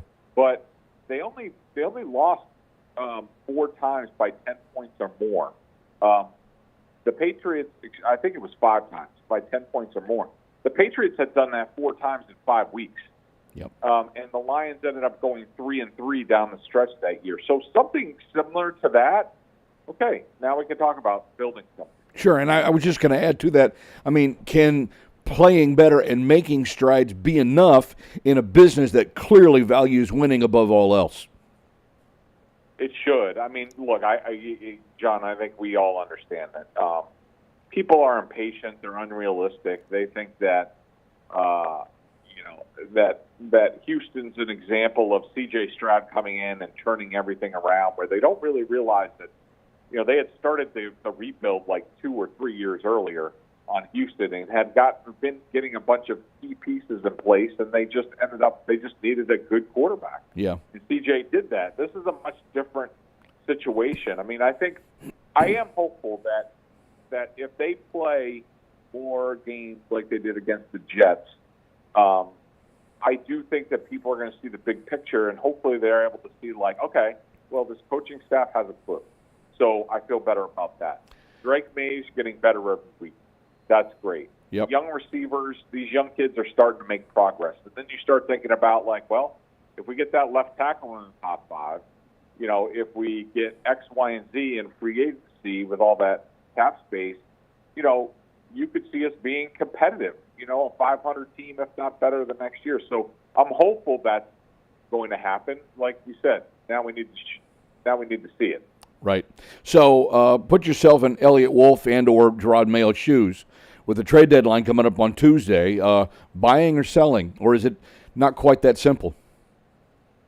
Yeah, I don't think it's that simple. I think it's, you're obviously hopeful to find players out there that, maybe you could get at a cost that might have a chance here and help you down the road. Like, for example, the deal that the Vikings made for Cam Robinson in Jacksonville. But that type of deal comes down to what did the front office think of Cam Robinson coming out? If they didn't like him, it's not their guy. Even though you might be desperate at left tackle and don't really have anything in the cupboard, do you really want that guy in the building? What were the pluses, what were the minuses, all that stuff. But yeah, I mean, I'm sure that whole personnel department is looking for deals. I mean, I'm not really actively selling or buying, but I'm definitely, listening. I just don't think the Patriots, it's not like they had,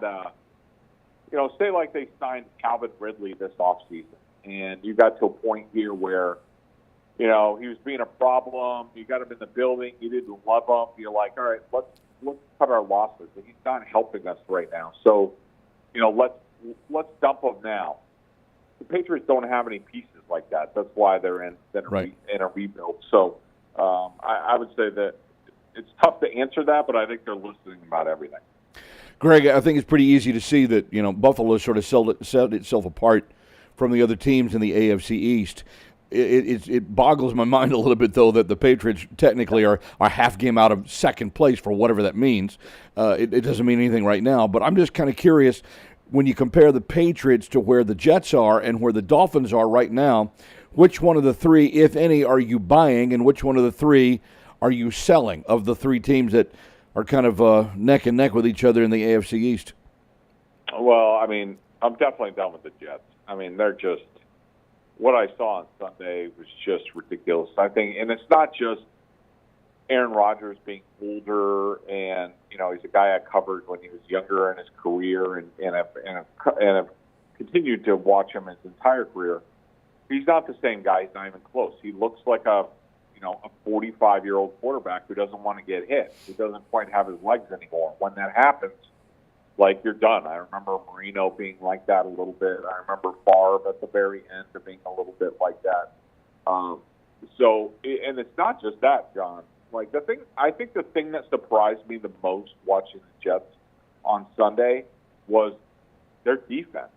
Like, to have that much talent on that defense, and they stink. Like, they don't play with an attitude. They don't cover like they used to. I think, I know Woody Johnson's an idiot, but he has topped himself this year with the decision to fire Saleh when he did. He basically took the heart out of that defense as well. Yeah. And then to basically demand they go get Devontae Adams. It's just been – I'm definitely selling on the Jets. I haven't seen the Dolphins in weeks, and I know Tua just came back, and that's going to take time. I haven't been overly impressed with them, but they're a streaky team. They can get going again once Tua gets in a rhythm. I have some concerns about their defense, but I think that's where I'd stand on those teams. Is it just possible that Tua is a better quarterback than everybody thought he was? Yeah, it might be. I mean, it's amazing the difference in that team. When he's not there. Of course, the Dolphins, even though Tua's fragile, they still don't. It amazes me how they don't get a good backup plan. Yeah, they're just going to be like. I mean, they end up with Skylar Thompson and these guys, and they're just not any good. And they need to be on the dual QB track, and they need to prepare that Tua's not going to be there because there's such a fall off. But yeah, I think there's no question that Tua and Mike McDaniel really work well together, and the offense has no rhythm when he's not in there and at full tilt. One more on the Jets. Did the Patriots win that game because they've improved, or did the Patriots win that game because the Jets just jetted again? That's always tough because I don't want to not give the winning team their proper respect, and I will say I was even if Stevenson got held up on the goal line on that play, which watching it back, it's a miracle that didn't happen because there were so many failed blocks on the play. It wouldn't have changed how I felt about the Patriots that the coaches had gotten them to a competitive level. But look, the reason that the Patriots were competitive for all 4 quarters and that they ended up winning the game is because the Jets are just in disarray at this point. They're a shell of what we saw on that Thursday night up in New York. Is it imperative then, Greg, for the Patriots to go out and put that effort out on the field and possibly get that win on the road this week? Or if they lose, does that set them back from any sort of progress that the Jets win might have brought them? Yeah, John, I think it's how they play the game. I mean, again, if say they're tied in the 4th quarter and Calvin Ridley makes a play, you could point to it and be like, well, they have a player like that. The Patriots don't have a player like that. That's why they tried to sign him. Yeah. But I just think it's vitally important for Mayo, especially, that he sort of does the same thing this week, simplify things, go with simple game plans that these guys can execute, and on a down after down basis, and hang around. And so because I do think even some of the players are like, they're not sure what to make of Mayo and the coaching staff. So I think it's important for them that, if they go out there and they have another game like they did against Jacksonville, sure. I mean, oh boy. I mean, we're back into the dark ages again. And but I liked what I saw on Sunday. I'm confident that they can repeat that, especially considering the opponent. Right. Greg, thanks for a little time, man. It's always good to catch up with you. Really appreciate it. Yep, anytime. Good talking to you, John. You got it. Good to talk to you. The one and only Greg Bedard, at Greg A. Bedard, Bedard, on X. That's where you can follow him. If you're not a subscriber to Boston Sports Journal, it's worth It's worth the pennies. It's worth the money. Greg, covers the team, obviously, himself, after having much of his professional reporting experience in the NFL, covering NFL teams, especially through his time spent not only at the Boston Globe but also at Sports Illustrated. But he has also hired Mike Giardi, and between the two of them, they do a pretty good 1-2 punch of covering the team, offering opinion, offering insight, and doing their own pods and going on shows and, spreading the word around. And those guys do a pretty good job. So we appreciate Greg's time as well. 855-PATS-500. 855. I'm looking at this. Wait a second. Hey, Matt, you in there? The TPX hotline. Did we change the number? No, why did I type it out wrong? It says 808-PATS-500. I typed it out wrong then. Okay. I didn't think so, but My area I was code's just 808. I was just wondering if somebody was going to tell me. I mean, I'm just now getting used I to. will reprint it because Matt Smith will read that wrong on Sunday. See, I'm getting used to TPX hotline and podcasts at Patriots.com for the email address, right? We changed those things this year a little bit, but I just didn't know if it was the. It is still 855. It's still the same. Okay, all right. Want to make sure then. Halloween weekend has arrived. There's nothing scary about Bob's Discount Furniture's Dare to Compare Challenge. Bypass ghoulishly high prices when you dare to compare Bob's high-quality pieces for every room, from top-rated dining sets and relaxing reclining sofas to Bobopedic mattresses that cost hundreds, even thousands less than the competition. So stop in and see how much you can save when you dare to compare with Bob's Discount Furniture, the official furniture store of the New England Patriots. All right, so coming up in just a couple of moments, we are going to be joined by Sarah Marshall, who's the editor for musketfire.com. Some of you might be familiar with that site and that blog, so Sarah's going to join us in just a bit. In the meantime, let's check in with our friend Eldred in North Carolina. Where are we at today, buddy? Picking up a load, sir. Okay. Inside the warehouse. All right. Clint, how you doing? Get the hell out of your way. Yeah, I'm about ready to take off. But I got to do a couple of configurations on the computer, then I can go. Okay. All right. I got you. Yes. How you doing?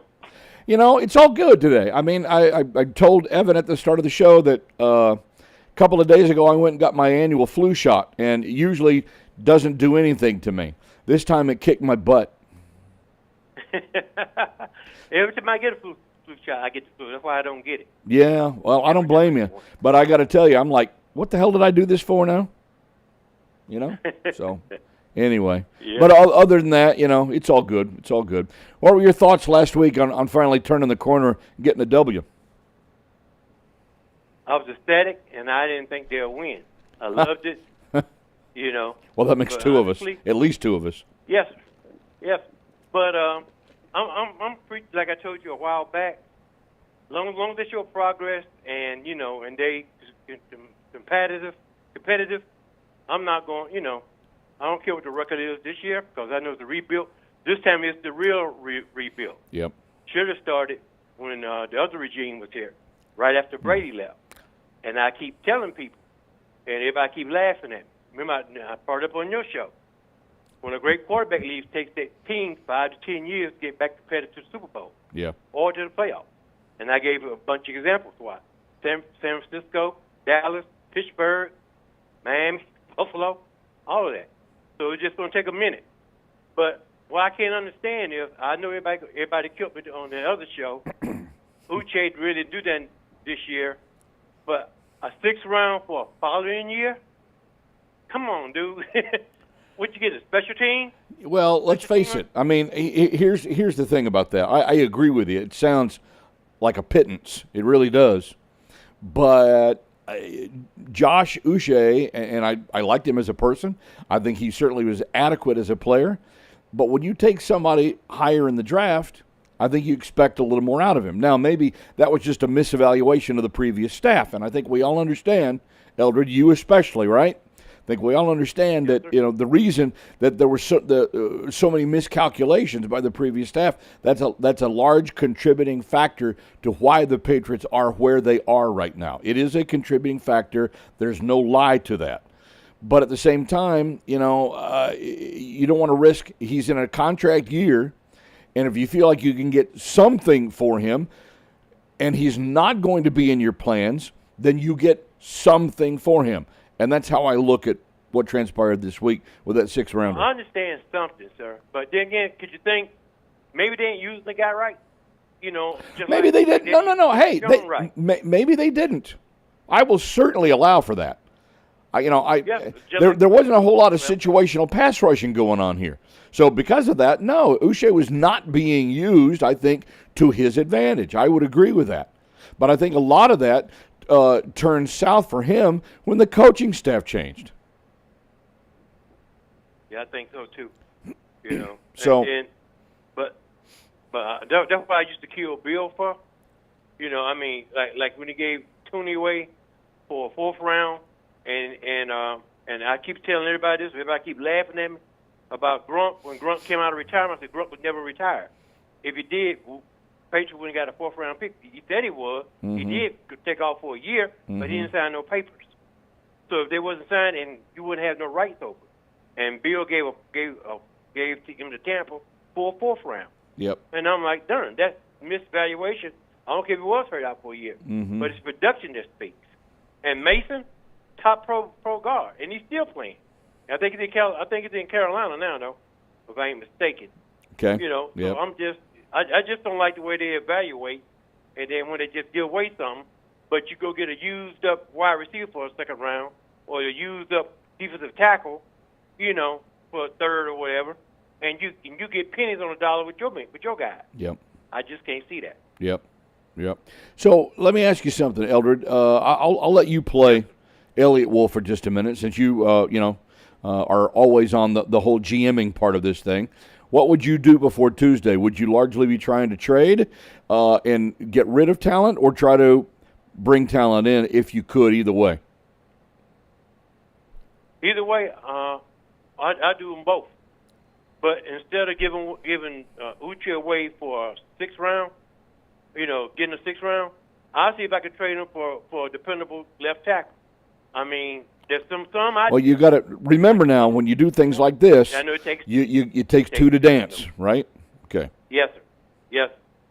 But then again, like I said, what I really would have did, and everybody laughing at me, I'd have went to Minnesota and gave him next year first, and enough for Darius left tackle. Like I said, they drafted his replacement. Because I got a feeling they're not going to pay him in 2 years.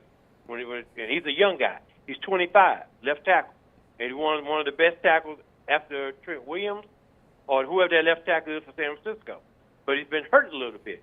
But this year he's going to study. Like I said, I think he's going to be fully healthy. But they still, like I said, they're going to look back at that history. I'd have did that. Because that way I got my left tackle. And he's playing now with my quarterback. Now I know I got the blind side protected. Now I got to worry about the other guard, and I'm moving Winu is already guard, and Peter's doing pretty good at tackle. All I need to find is the other guard, and then my line is set. That's what I would do. Okay, all right. Well, look, I'm never one to say that you shouldn't use an opportunity to improve your team if you think you can. But be that as it may, I think it'll be extremely difficult for this team to do much, if they do anything at all, by next Tuesday, other than what they've already done. I think so. There might be an opportunity to allay themselves of a contract, and I know there have been some names that have been mentioned. John Jones has certainly been one of those, I think. But you got to also, and Evan brought up a pretty good point earlier that kind of rings with me today. You need to have some kind of veteran presence in that locker room. And Jones is one of the few guys that's actually tried to stand up in the breach here and assume some kind of command, if you will, in the locker room for the young guys to follow. You can't get rid of all of them, because then you're like a rudderless ship. And I realize that at 2-6, you're really not a ship sailing anyway. You're more like the Titanic, just trying to keep from taking on too much water.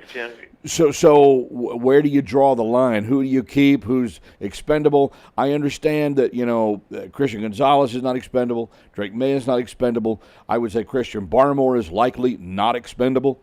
And in fact, I hope not either.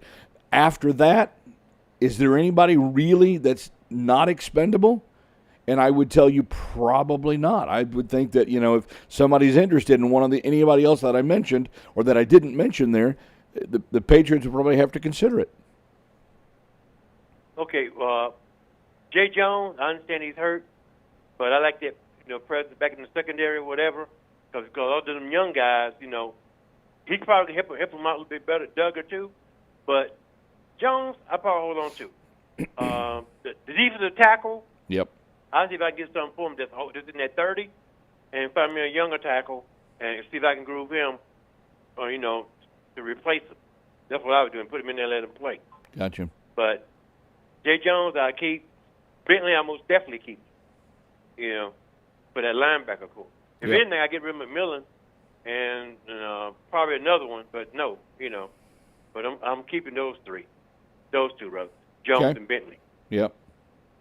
All right. Yes. I find it hard to disagree with you. I think it's all going to be kind of 6 of one, half a dozen another. You got a 2-6 football team that's a hair away from being either 4-4 and right in the thick of things, or 0-8 and trying to make a play for the number 1 overall draft pick. So I mean, it kind of you are what your record says you are, to borrow a Bill Parcells phrase, right? And I don't and exactly.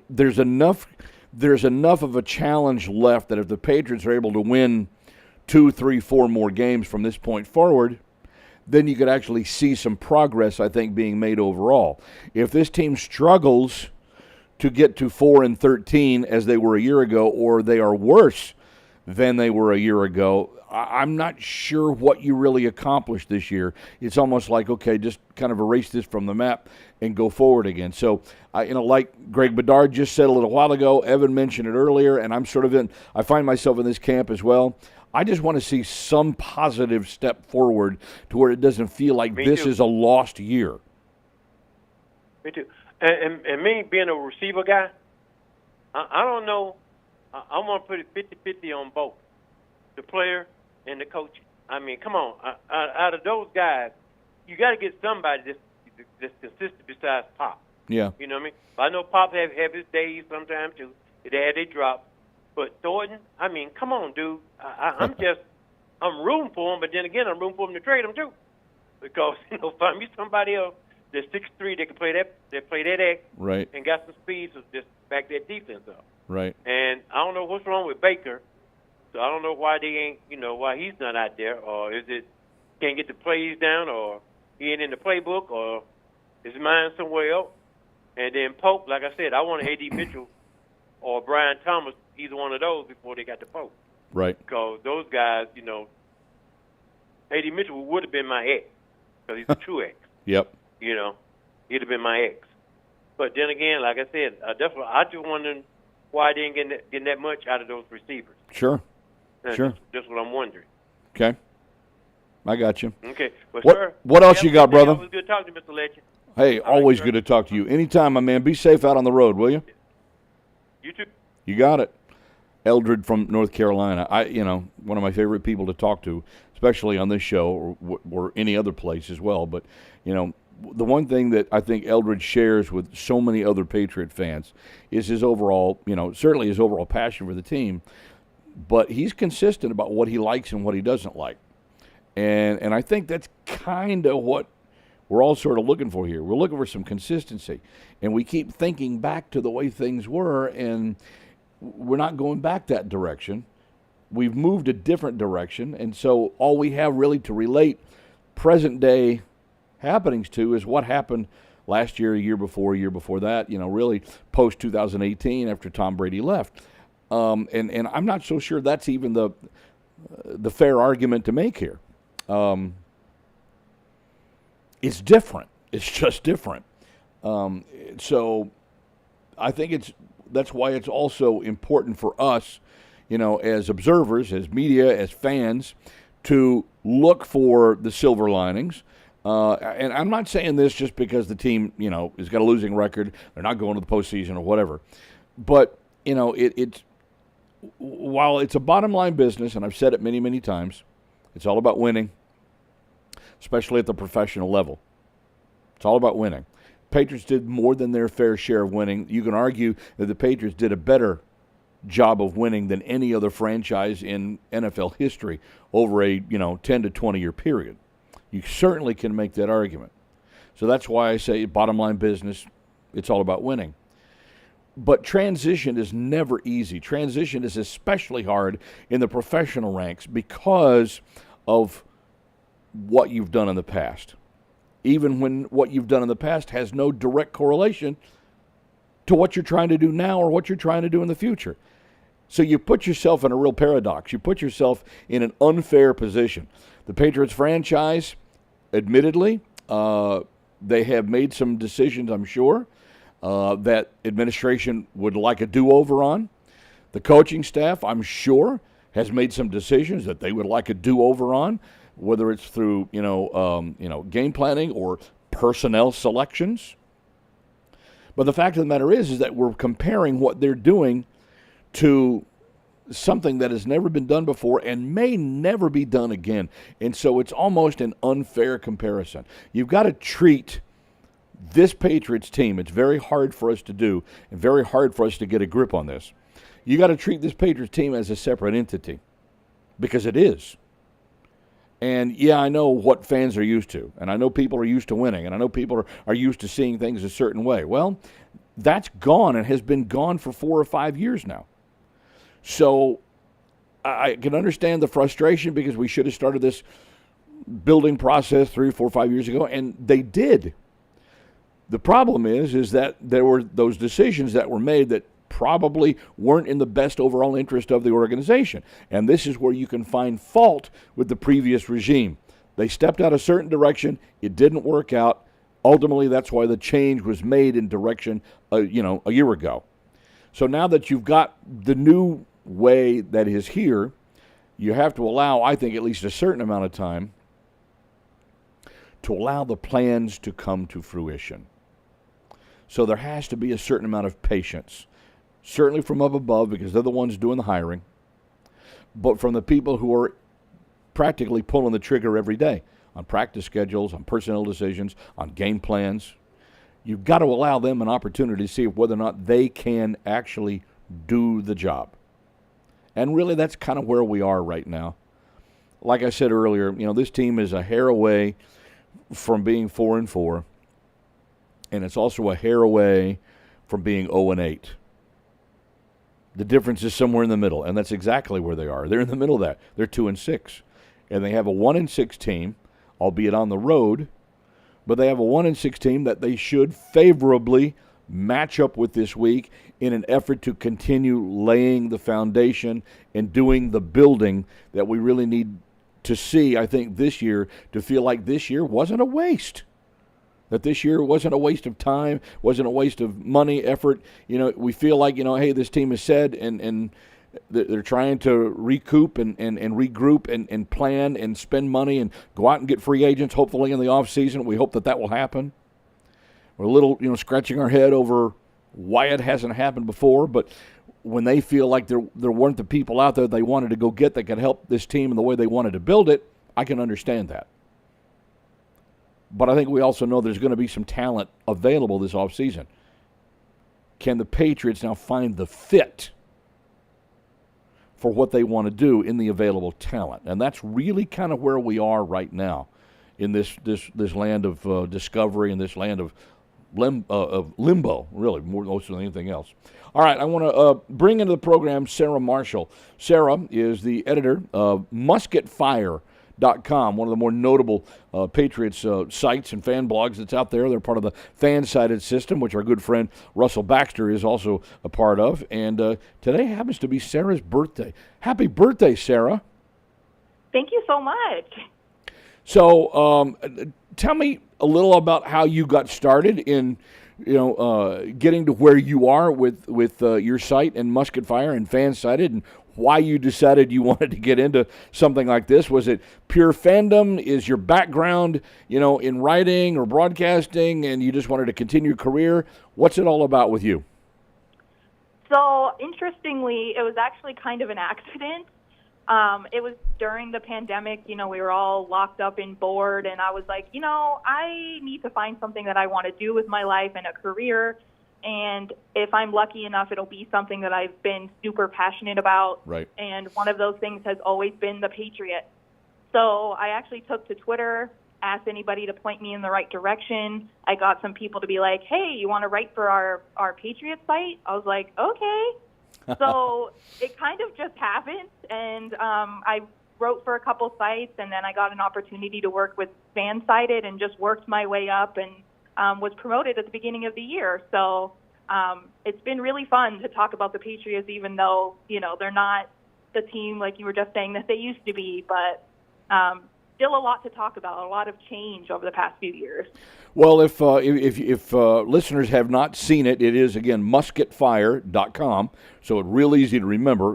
Pretty cool looking site. I'm familiar with it and seen your stuff from time to time and what you guys talk about. And I'm just wondering how you match your fandom with the need for being critical. And, do you find yourself holding back? Do you find yourself going over the top? Do you know exactly, where your audience is coming from and what they're looking for? Because we all know it's so important in this digital age to go out and make that connection with the audience. So how do you handle these things, and how do you find that you make your connection through Musket Fire with Patriots fans?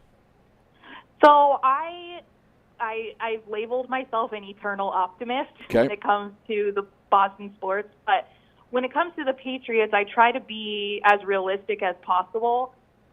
It's something that a lot of the fandom doesn't necessarily love from me because I don't, openly bash the players just because that's what everyone else is doing.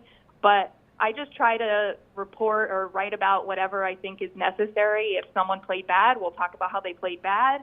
But I'm not going to sit here and call for someone's job. That's something that's been happening, and that's not a path I want to go down, because at the end of the day, they're human beings and they're doing a job, and sometimes they don't do it well, but there's always next week. So. Sure, right. All right, well, we're coming upon the trade deadline again next week. It's what a lot of people want to talk about right now. I'm just curious what your viewpoint might be on dealing away Josh Uche for what some people think is not enough in return in a sixth-round pick in 2026, not even this next year. We're talking 2 years down the line. And B, if you think anybody else is likely or should be considered to be dealt away before Tuesday. So the Uche trade didn't surprise me. I think, we all predicted that was probably going to happen. I don't know that they would have gotten a whole lot more than a sixth-round pick, just because, he had the great season in 2022, but he hasn't been awesome since then. So I don't know that anyone would have offered higher than that. I think the biggest issue I have is exactly what you said. I wish it was in 2025 and not 2026. Yeah. But I think we're probably going to see some other people dealt. I would assume Osborne is probably the most likely if they're trying to move on from a receiver. Then, this is a guy who has already kind of hinted at not loving where he's at right now. And I think that of the players that they have, he could probably bring them the most return. So that seems to be the most sensible, in my opinion. Sure, I wouldn't disagree with that. Is there a chance that Kendrick Bourne is included in that? If you ask me, I hope not. I think that they need a solid veteran in that locker room, because we know that they're trying to build a young roster and they're trying to build it through the draft. But I do think they need to have a solid locker room guy, a guy who's proven to be productive. We've seen the best seasons of his career since he came to the Patriots. So I think that he can be like an anchor in the locker room and on the team once he's back to, 100%.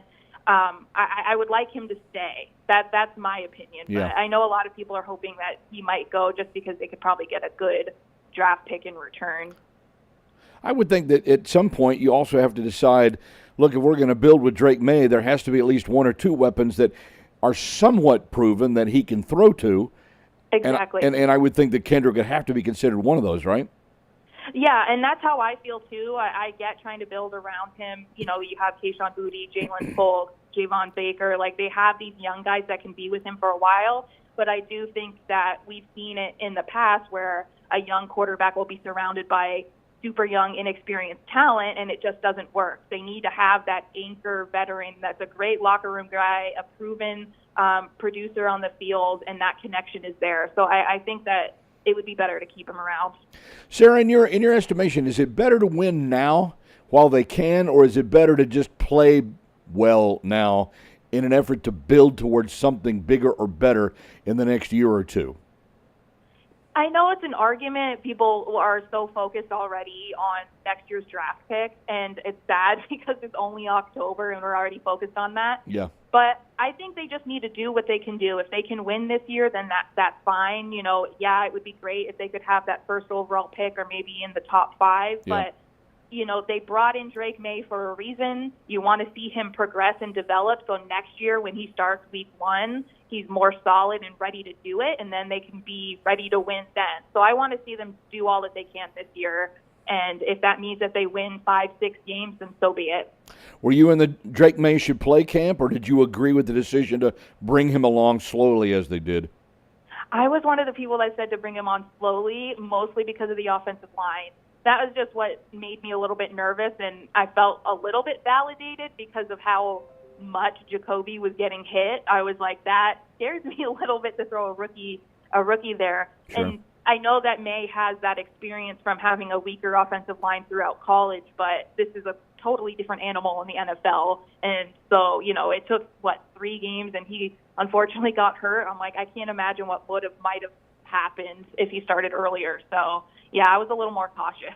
All right, and so let's try to look ahead at least, if not short term, a little bit longer term. But I'm just curious to what you think would be the best case scenario realistically for this team as they hit the midway point in this season. Do they need to win a certain number of games?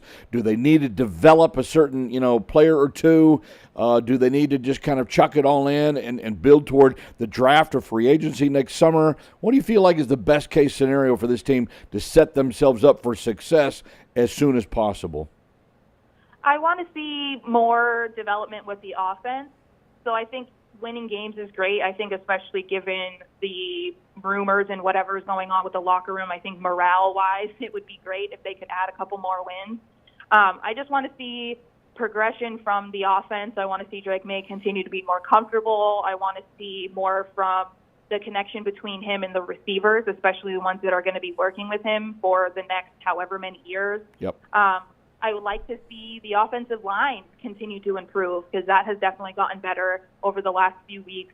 And Right. the defense get a little more focused, just get back to hopefully they can somehow replicate what they had been doing the last couple years. So I guess at the end of the day, mostly just progression. That's what I really want to see. I think that's the biggest indicator of what's to come. I think that's a slam dunk. I'll cross-promote sports here, but it seems to be that's where everybody is right now. I mean, wins are great. We know it's a bottom-line business, but at the same time, as long as we know it's going to be difficult for this team as it presently consists to get a lot of those this year, and I understand why a lot of people did not think terribly highly of the Patriots going into the year, but I don't think there's any reason why this team still can't win 2 or 3 more games. I don't know how much that affects their draft choice, but as long as it shows steady improvement toward getting to a certain stage of competency, I'm not sure where too many of us would have too much fault right now with that.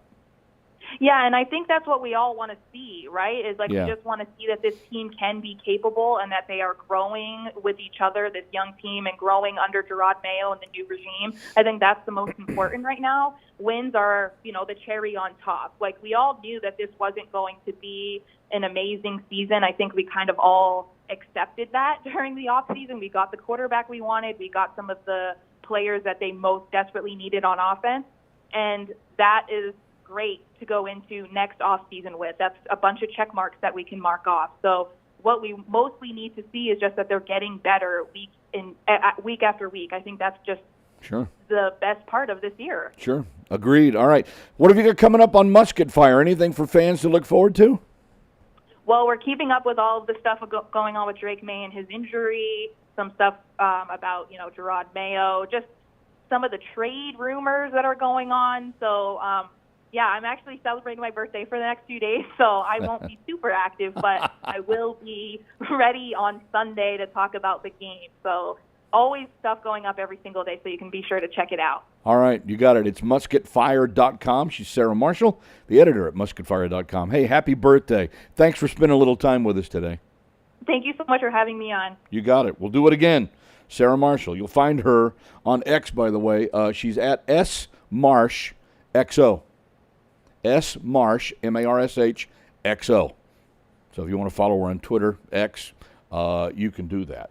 Football season is here. Sullivan Tire and Auto Service kick things off in a big way with our exclusive Go Pats Tires sale. Now through October 31st, score big with incredible savings on Bridgestone tires. Save $100 instantly with a purchase of 4 eligible Bridgestone tires. Bridgestone, the official tire of the New England Patriots. See sullivantire.com for complete details. And go Patriots. All right, I want to share, I think, a couple of emails. So pardon me here for a second. I want to bring them up. I have to reach for the other laptop here. So let's see. This goes to Pat Nagawam. Hey, Patty. Good afternoon, John. My prediction for Sunday is Jacoby starts. Pats pull off a relatively easy 23-10 win over the hapless Titans. I'm going to enjoy the win because there's not too many more coming down the pike. Lastly, I'm not trading anyone on this team not named KJ Osborne or Tyquan Thornton. I think, yeah. I'm not sure what you'd get.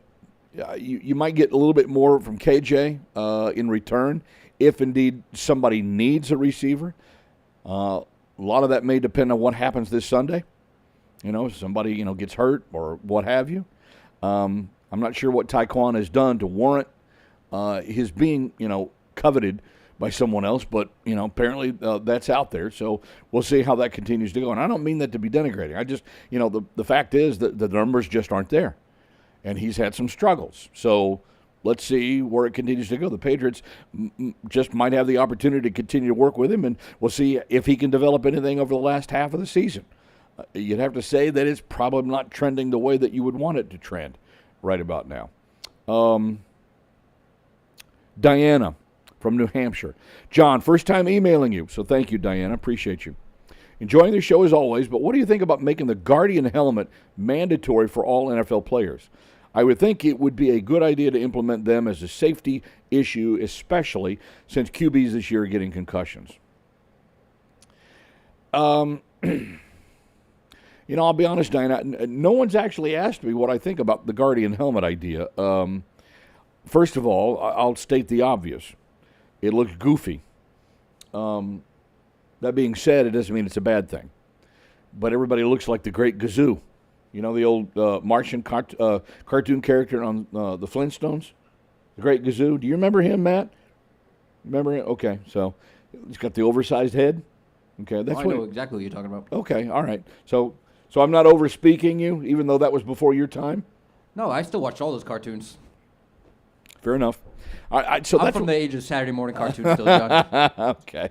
I figured you had to be, right? Especially since you're a young dad, so the kids have to watch them, right? Okay. So, yeah, I mean, it makes you look like the Great Gazoo. I'm actually impressed that Jabril Peppers wore it, and he's been the only Patriot player thus far that we've seen wear it. I don't know that it should be mandatory, and I'll tell you why. Because I think the players need to have the freedom to decide.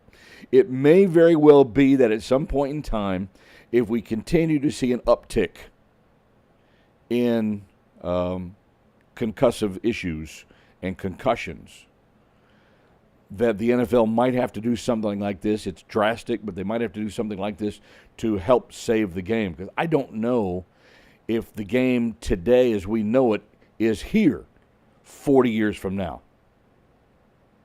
I certainly don't believe that it will be the same game that we have today 40 years from now. Look at 40 years ago. Those of you who are old like me, look at 30 and 40 years ago and tell me, is the game the same as it was back in the early 1980s? And you have to say, nope. First of all, we had two-a-days back in the 80s, right? We had guys that, didn't make a lot of money, and they had jobs in the off season because they couldn't play football for a full-time salary. So, and they used training camp to actually get into shape to play the season.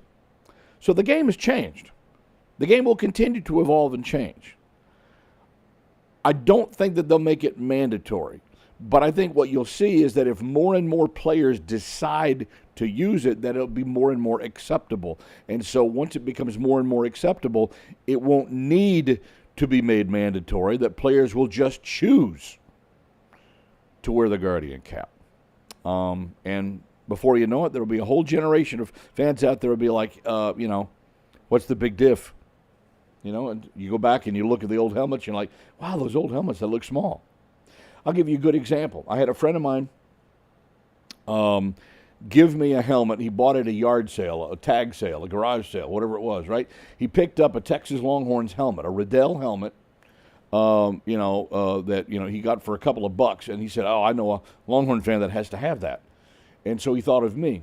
And it's a legitimate helmet.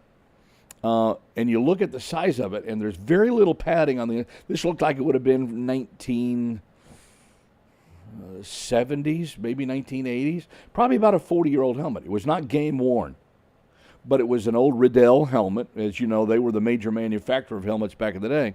And I compared it to a game worn helmet that I have, on my mantle from my old job working in the old USFL back in the 1980s. Very little difference on the padding on the inside. And if you look at what today's helmets are like, there's a huge difference. So, the mechanics of the equipment have changed. They have changed. And so that will continue to change. But we didn't thrust it on them. It's just kind of like, hey, it's here if you want to wear it. Just like the helmets that are out there now are not Riddell helmets. They're other manufacturers that are involved here, and you can see that the helmet today, as compared to the helmet even 10 years ago, is wider and longer. It looks almost like a bicycle helmet, more so than a football helmet, right? And that's because the design has been changed to allow more protection for the individual. And that's not an option. That's just what the manufacturers are doing. So if the manufacturers figure out a way to put that the Guardian format into the helmets, you'll probably see that happen before the NFL will say, okay, you got to wear the Guardian helmet. John, to your point, right there on the wall, look at Hanna's helmet compared to Bledsoe's. Oh, yeah, right here? Yeah, absolutely. The helmet that John Hanna has on this photo, right here, over my right shoulder, is tiny. I mean, you look at his head and you're like, oh, my God. That doesn't even look normal. And then the picture right next to him of Ty Law, look at that helmet. And that's a Riddell, by the way. Okay? So it's unbelievable to see the difference from the mid-1970s to really the late 1990s, early 2000s. So there's probably about 30 years of difference between those two helmets right there. Almost. Crazy. And so we're going to see the helmets continue to get bigger and more padded, and they'll figure out a way probably to use, this, Guardian technology to put it into the modern day helmet. So I don't think we'll need to make it mandatory. I think it's just going to be the evolution of football. That's a great thought-provoking question, Diana. They're going to look like Power Rangers soon. Yeah, well, look like full Power helmets Rangers. with visors. Yeah, with visors and Do we get to have them come out with the swords though and all that stuff too, or the ray guns, or I don't know. Okay. I can lend them mine. Yeah, right? See, I knew you'd have that, right? Ted says, it looks like getting a third-round pick for Judon was a great trade for the Pats. Yeah, I'd say right now it's fine. It's adequate. I don't think the Patriots make any more moves, in case anybody wonders. I don't think they make any more moves before Tuesday. I could be dead wrong. Maybe if somebody loses a receiver this week, I could see somebody reaching out for KJ Osborne or Tyquan Thornton. I think those are the two likely candidates, depending upon who the team is. But there has to be a fit. I'd love to see the Patriots go out and evaluate talent and bring in talent if they can. I understand the need for wanting to keep assets and to keep draft picks. I understand the need, but at the same time, rookie assets are way different than veteran assets. And if you can get a veteran asset, I think that's still a bonus, especially for a team that needs as much help as it can possibly get. Just my 2 cents worth on that one. Thank you. I was going to share also. Let me put this back down. I was going to share also a little bit on the schedule, just because Russell wasn't able to be here today, and point out a couple of games that I'm kind of looking forward to having this week. Let me see if I can even find it now. There it is. Okay. Well, now my computer is frozen a little bit, so I'm not going to get it to work. All right. To hell with it then. Massachusetts is made for everyone. For leaf peepers, corn maze strollers, regatta lovers, pumpkin pickers, and anyone else you can think of. Come to where there's something for everyone this fall, Massachusetts, where everything is made possible. Plan your trip at visitma.com. All right, so our thanks to Sarah Marshall, Greg Bedard, Evan Lazar, and Terrell, good Lord. Teron. Thank you, Teron. I wanted to say Teron. Yeah, absolutely. Teron Davenport for joining us here on the program today. Sometimes, there's just too much going around in this head up here. Most of it kind of rattles and makes noises from time to time. So, but I appreciate their taking the time to visit with us today. Game on Sunday afternoon, 1 o'clock Eastern Time kickoff. Opportunity is there.